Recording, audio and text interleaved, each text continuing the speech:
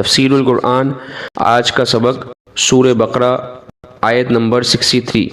اعوذ باللہ من الشیطان الرجیم، بسم اللہ الرحمن الرحیم۔ وَإِذْ أَخَذْنَا مِيثَاقَكُمْ وَرَفَعْنَا فَوْقَكُمُ الطُّورَ خُذُوا مَا آتَيْنَاكُمْ بِقُوَّةٍ وَاذْكُرُوا مَا فِيهِ لَعَلَّكُمْ تَتَّقُونَ۔ ترجمہ: اور وہ وقت یاد کرو جب ہم نے تم سے تورات پر عمل کرنے کا عہد لیا تھا اور کوہ طور کو تمہارے اوپر اٹھا کھڑا کیا تھا کہ جو کتاب ہم نے تمہیں دی ہے اس کو مضبوطی سے تھامو اور اس میں جو کچھ لکھا ہے اس کو یاد رکھو تاکہ تمہیں تقوی حاصل ہو۔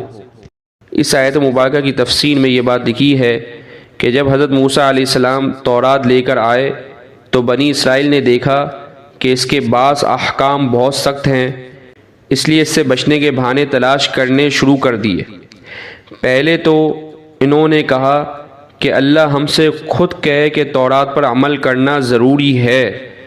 اب یہ مطالبہ اگرچہ نامعقول تھا، مگر ان پر حجت تمام کرنے کے لیے ان میں سے 70 آدمی منتخب کر کے حضرت موسیٰ علیہ السلام کے ساتھ کوہ طور پر بھیجے گئے، جیسے کہ قرآن کریم نے سورہ اعراف میں بیان فرمایا ہے، جن کو اللہ تعالیٰ نے براہ راست تورات پر عمل کا حکم دیا، مگر جب یہ واپس لوٹے تو انہوں نے اپنی قوم کے سامنے تصدیق تو کی کہ اللہ تعالیٰ نے تورات پر عمل کا حکم دیا ہے، لیکن ایک بات اپنی طرف سے بڑھا دی کہ اللہ تعالیٰ نے یہ بھی فرمایا ہے کہ جتنا تم سے ہو سکے اتنا عمل کر لینا، لیکن جو نہ ہو سکے وہ ہم معاف کر دیں گے۔